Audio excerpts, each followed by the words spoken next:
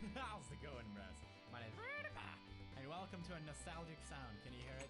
Okay, so these are the highest rated maps this week. Whoa. Okay, this looks legit. Alright. Come on, you little shit fuck. Oh no, don't get no! What the? Okay, we're going anyway.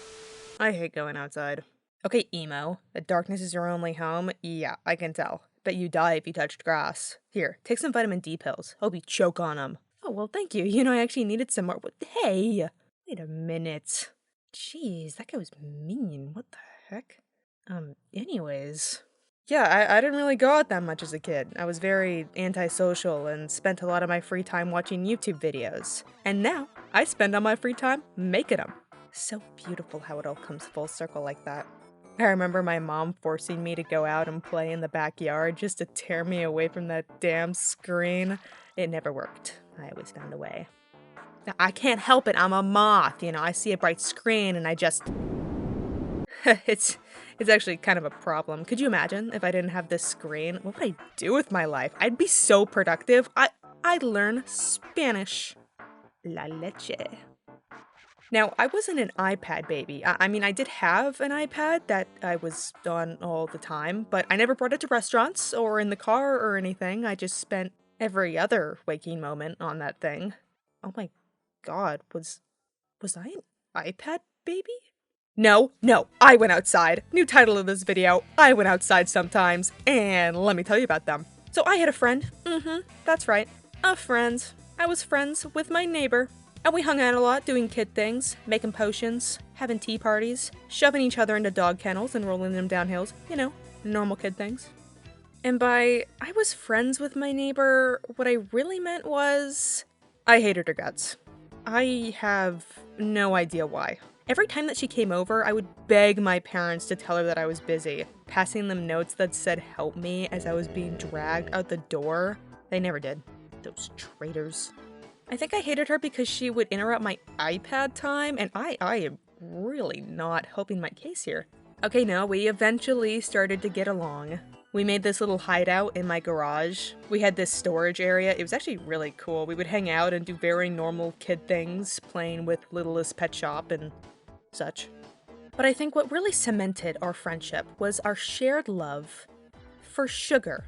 Now, all kids love sugar, yes, but I'm gonna have to make a whole separate video on this because it is actually crazy, but we would walk to the park together for the sole reason of going to the ice cream truck. Didn't care about the other kids or the playground equipment. No, I only wanted that sugar, baby. Give it to me. Give it to me now, please, man. Just one more cone.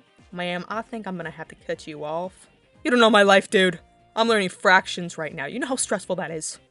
My parents would ask me, honey, you're not just going to the park to get ice cream, right? What?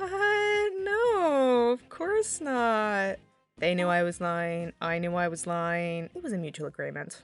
Now, I think the funniest thing that I did in my outside adventures was trick-or-treating, but in summer. Summerween before it was a thing. Now, you may be asking, Mothman number 2000, what's trick-or-treating but in summer? Well, I'll tell you. It's trick-or-treating, but in summer. So my dad used to tell me all kinds of stories from when he was a kid. Neighborhood turf wars, something involving some girl's book and alarms. Somebody rode a bike off of a roof? I don't know. But what stood out to me was the story he told me, where he and his friends dressed up in costumes and went trick-or-treating, but in summer. And he recounts that the majority of the people were confused on why a group of kids were dressed up trick-or-treating when it wasn't Halloween, but some of them played along and gave them candy. Now, kid me is hearing this and is thinking, you got candy? And all you had to do was ask strangers for it? I like where your head's at. You can see the issue here. Kids. Child. Don't ask strangers for candy. So, me and my friend got dressed up and started knocking on our neighbors' doors saying trick or treat, asking for candy. It's like Predator DoorDash. I don't even have to leave my house anymore. The kids just come to me. Nothing happened, we got some candy, and then we got found by my friend's parents who were worried sick on where the hell we were. By the way, I will mention that we did not tell anyone what we were doing. My parents laughed their ass off about it. They found it hilarious. And so do I. I mean, literally, Predator DoorDash. Kids, if you are watching this, please do not do this. This is a very bad idea.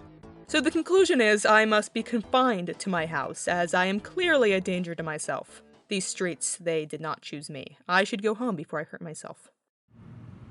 Hey, honey, if you get in this van, I'll subscribe to you. What? A great idea! I see no issues.